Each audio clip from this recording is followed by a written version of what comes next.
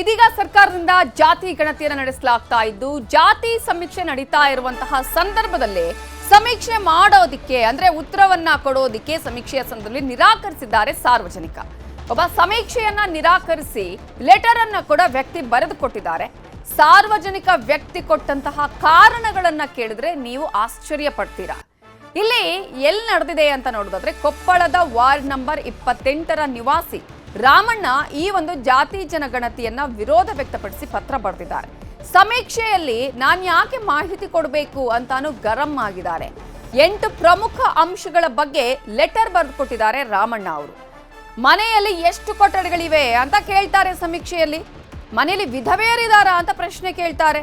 ಇದು ಜಾತಿ ನಿಂದನೆ, ಮಾನವ ಹಕ್ಕಿನ ಉಲ್ಲಂಘನೆ ಅಂತ ಹೇಳಿ ವ್ಯಕ್ತಿ ಪತ್ರದಲ್ಲಿ ಉಲ್ಲೇಖ ಮಾಡ್ತಾರೆ.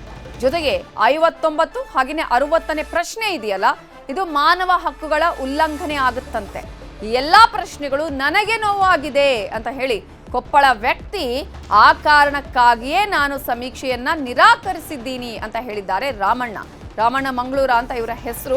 ಸಮೀಕ್ಷೆಯನ್ನು ನಿರಾಕರಿಸೋದಕ್ಕೆ 8 ಅಂಶಗಳನ್ನ ಉಲ್ಲೇಖ ಮಾಡಿ ಪತ್ರವನ್ನ ಬರೆದಿದ್ದಾರೆ. ಅದರಲ್ಲಿ 59 ಹಾಗೂ 60ನೇ ಪ್ರಶ್ನೆ ನನಗೆ ಸಾಕಷ್ಟು ಮನಸ್ಸಿಗೆ ನೋವಾಗಿದೆ, ಇದು ಮಾನವ ಹಕ್ಕುಗಳ ಉಲ್ಲಂಘನೆ ಅನ್ನೋದನ್ನ ಕೂಡ ಆತ ಹೇಳಿರುವಂಥದ್ದು. 8 ಪ್ರಮುಖ ಕಾರಣಗಳನ್ನು ಕೊಟ್ಟಿದ್ದಾರೆ. ಜಾತಿ ನಿಂದನೆಯ ವಿಚಾರವನ್ನ ಪ್ರಸ್ತಾಪ ಮಾಡಿದ್ದಾರೆ. ನಮ್ಮ ಪರ್ಸನಲ್ ಮ್ಯಾಟರ್ಗಳನ್ನ ಕೇಳ್ತಾ ಇದ್ದಾರೆ. ಮನೇಲಿ ಎಷ್ಟು ಕೊಠಡಿಗಳಿವೆ ಅಂತ ಕೇಳ್ತಾರೆ ಅನ್ನುವ ವಿಚಾರವನ್ನ ಕೂಡ ಅವರು ಹೇಳಿದ್ದಾರೆ. ಜೊತೆಗೆ ಈ ಪತ್ರದಲ್ಲಿ 8 ಅಂಶಗಳ ಉಲ್ಲೇಖ ಇದೆಯಲ್ಲ, ಅದನ್ನು ಕೂಡ ನಿಮಗೆ ನಾವು ತೋರಿಸ್ತಾ ಇದ್ದೀವಿ ನೋಡಿ. ಅವರು ಎಲ್ಲ ವಿಚಾರಗಳನ್ನ ಅಲ್ಲಿ ಮೆನ್ಷನ್ ಮಾಡಿದ್ದಾರೆ. ಯಾವ ಕಾರಣಕ್ಕಾಗಿ ನಿರಾಕರಣೆ ಅನ್ನೋದನ್ನ ಹೇಳಿದ್ದಾರೆ. ಈಗಾಗಲೇ ಸುಪ್ರೀಂ ಕೋರ್ಟ್ನ ವಿಚಾರವನ್ನ ಪ್ರಸ್ತಾಪ ಮಾಡಿದ್ದಾರೆ. ಅಲ್ಲಿ 36, 37, 38, 39 ಕಾಲಂನಲ್ಲಿ ಒಬ್ಬ ವ್ಯಕ್ತಿಯ ವೈಯಕ್ತಿಕ ಆದಾಯದ ಬಗ್ಗೆ, ಅವನ ಘನತೆ ಮತ್ತು ಗೌರವಕ್ಕೆ ಧಕ್ಕೆ ತರುವಂತಹ ವಿಚಾರವನ್ನ ಮೆನ್ಷನ್ ಮಾಡಿದ್ದಾರೆ. ಮನೆಯಲ್ಲಿ ಎಷ್ಟು ಕೊಠಡಿಗಳಿವೆ ಅನ್ನುವಂತಹ ಪ್ರಶ್ನೆ ಇದೆ. ಜೊತೆಗೆ ವಿಧೇಯರು ಇದ್ದಾರಾ ಅನ್ನುವಂತಹ ಪ್ರಶ್ನೆಯನ್ನ ಕೂಡ ಈ ಒಂದು ಸಮೀಕ್ಷೆಯಲ್ಲಿ ಪ್ರಶ್ನೆ ಹಾಕಿದ್ದಾರೆ. ಜೊತೆಗೆ 21, 22, 23 ಎಲ್ಲಾ ಪ್ರಶ್ನೆಗಳು ವ್ಯಕ್ತಿಯ ವೈಯಕ್ತಿಕ ವಿಚಾರಕ್ಕೆ ಸಂಬಂಧಪಟ್ಟ ಆಗಿರೋದ್ರಿಂದ ಅದು ಮಾನವ ಹಕ್ಕುಗಳ ಉಲ್ಲಂಘನೆ ಆಗಿರುತ್ತೆ.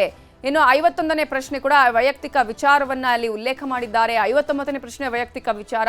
ಇವೆಲ್ಲವೂ ಮಾನವ ಹಕ್ಕುಗಳ ಉಲ್ಲಂಘನೆ ಅಂತ ಹೇಳಿ ಪತ್ರವನ್ನ ಬರೆದು ಕೊಟ್ಟಿದ್ದಾರೆ ರಾಮಣ್ಣ. ಇದೇ ವಿಚಾರಕ್ಕೆ ಸಂಬಂಧಪಟ್ಟ ಹಾಗೆ ಇನ್ನಷ್ಟು ಡೀಟೇಲ್ಸ್ ಅನ್ನ ಕೊಡೋದಕ್ಕೆ ನಮ್ಮ ರಿಪೋರ್ಟರ್ ಶರಣಪ್ಪ ಬಾಚಲಾಪುರ ಫೋನ್ ಸಂಪರ್ಕದಲ್ಲಿ ಜಾಯ್ನ್ ಆಗಿದ್ದಾರೆ. ಶರಣಪ್ಪ ಬಾಚಲಾಪುರ, ಈಗ ಸಮೀಕ್ಷೆ ನಡೀತಾ ಇದೆ. ಒಂದ್ ಕಡೆ ಶಿಕ್ಷಕರುಗಳು ಪ್ರತಿಭಟನೆಯನ್ನ ಮಾಡ್ತಾ ಇದ್ದಾರೆ, ಮತ್ತೊಂದ್ ಕಡೆ ಸಾರ್ವಜನಿಕರು ಕೂಡ ಇದೀಗ ಒಂದಷ್ಟು ವಿರೋಧವನ್ನ ವ್ಯಕ್ತಪಡಿಸ್ತಿದ್ದಾರೆ. ಈಗ ಈ ಸಾರ್ವಜನಿಕ ವ್ಯಕ್ತಿ ರಾಮಣ್ಣ ಅನ್ನೋರು ಏನೆಲ್ಲ ಅಂಶಗಳನ್ನ ಉಲ್ಲೇಖ ಮಾಡಿ ಈ ಒಂದು ಸಮೀಕ್ಷೆಯನ್ನ ವಿರೋಧಿಸಿದ್ದಾರೆ. ಸಮೀಕ್ಷೆಗೆ ಅವರು ಒಪ್ಕೊಳ್ಳೇ ಇಲ್ವಾ? ಉತ್ತರವನ್ನ ಕೊಡ್ಲೇ ಇಲ್ವಾ?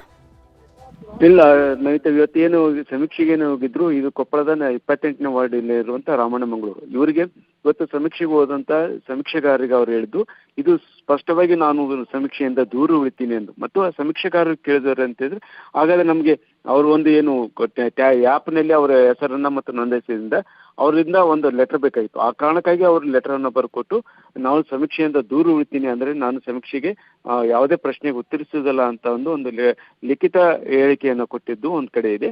ಜೊತೆಗೆ ಅವರು ಹೇಳೋದೇನೆಂದ್ರೆ, ಇದು ಸ್ಪಷ್ಟವಾಗಿ ಸುಪ್ರೀಂ ಕೋರ್ಟಿನ ಆದೇಶ ಉಲ್ಲಂಘನೆ ಆಗ್ತಾ ಇದೆ ಮತ್ತು ಮಾನವ ಹಕ್ಕುಗಳ ಉಲ್ಲಂಘನೆ ಆಗ್ತಾ ಇದೆ ಮತ್ತು ಇದು ತೀರಾ ವೈಯಕ್ತಿಕ ವಿಷಯಗಳನ್ನ ಕೇಳ್ತಾ ಇರೋದ್ರಿಂದ ನಾನು ಯಾವುದೇ ಕಾರಣಕ್ಕೂ ಈ ಸಮೀಕ್ಷೆಯಲ್ಲಿ ಭಾಗಿಯಾಗುವುದಿಲ್ಲ ಅಂತ ಹೇಳ್ಕೊಂಡು ಬಂದಿರುವಂತಹ ಸಮೀಕ್ಷೆಗಾರರಿಗೆ ತಮ್ಮ ಲಿಖಿತ ಹೇಳಿಕೆಯನ್ನು ನೀಡು ತಾವು ಸಮೀಕ್ಷೆಯಿಂದ ದೂರ ಉಳಿದಿದ್ದು ಇದೆ ಮತ್ತು ನಾನು ಯಾವುದೇ ಕಾರಣಕ್ಕೂ ಈ ಸಮೀಕ್ಷೆಯಲ್ಲಿ ನಾನು ಭಾಗಿಯಾಗುವುದಿಲ್ಲ ಅನ್ನುವಂತ ಮಾತನ್ನ ಹೇಳ್ತಿದ್ದಾರೆ.